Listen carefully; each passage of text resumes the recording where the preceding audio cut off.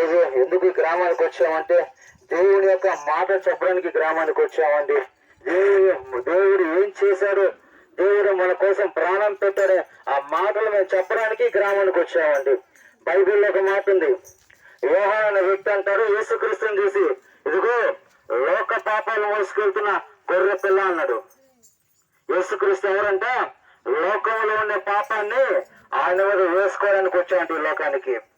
ఈరోజు నీలో ఉన్న పాపం, నాలో ఉన్న పాపం, ప్రతి ఒక్కరి పాపాన్ని ఎవరు మోసుకోవడానికి వచ్చారో యేసుక్రీస్తు మోయడానికి వచ్చాడు ఈ లోకానికి. రెండోదిగా ఏం మాట చెప్పారైనా గొర్రె పిల్ల అన్నాడు. ఇదే బైబిల్లో పాత నిబంధన గ్రంథంలో ఒక మాట ఉంది.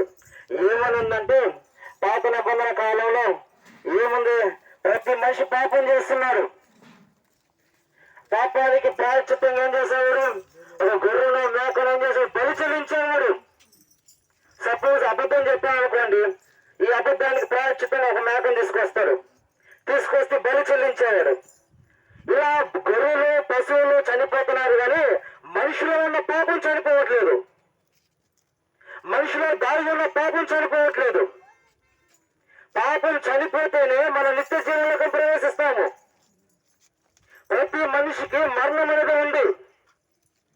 వారి ఆయుష్కాలం తీరిపోతే ప్రతి మనిషి నిత్య జీవం అంటే పరలోక రాజ్యం అంటే స్వర్గానికి వెళ్ళాలంటే వారు ఏముండకూడదు, పాపం ఉండకూడదు.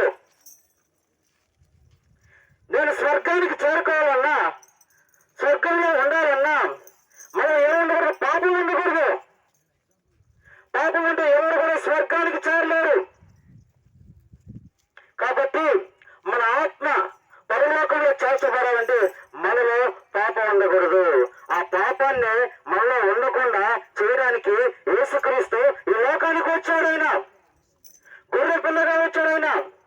ఆయనే మన కోసం మన పాపాల నిమిత్తం గొర్రె పిల్లగా ఆ కలువరిశిలో బలి అయిపోయాడైనా. నీ కొరకు నా కొరకు ప్రాణం పెట్టాడు, రక్తము కార్చాడు.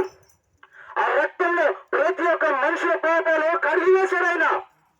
కాబట్టి మనం ఏమి చేయాలంటే నిత్య జీవనంలో మనం చేరాలన్నా, పరలోక రాజ్యంలో మనం చేరాలన్నా మనం ఏం చేయాలంటే యేసుక్రీస్తు వైపు తిరగాలి. హల్లెలూయా, హల్లెలూయా. ఎవరి వైపు తిరగాలమ్మా? యేసు వైపు మనం తిరగాలి.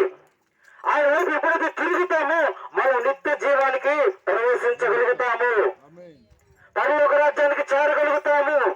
అంతేకాదండి, ఈరోజు ఎంతో మంది బిడ్డలు, ఇంటున్న ఎంతో మంది అక్క చెల్లెళ్ళు, ఉంటున్న అనుకున్న ఎంతో మంది కావచ్చు, రకరకాల బాధల్లో ఉన్నారు, రకరకాల సమస్యల్లో ఉన్నారు, రకరకాల కన్నీరుతో ఉన్నారు, రకరకాల వ్యాధులతో ఉన్నారు.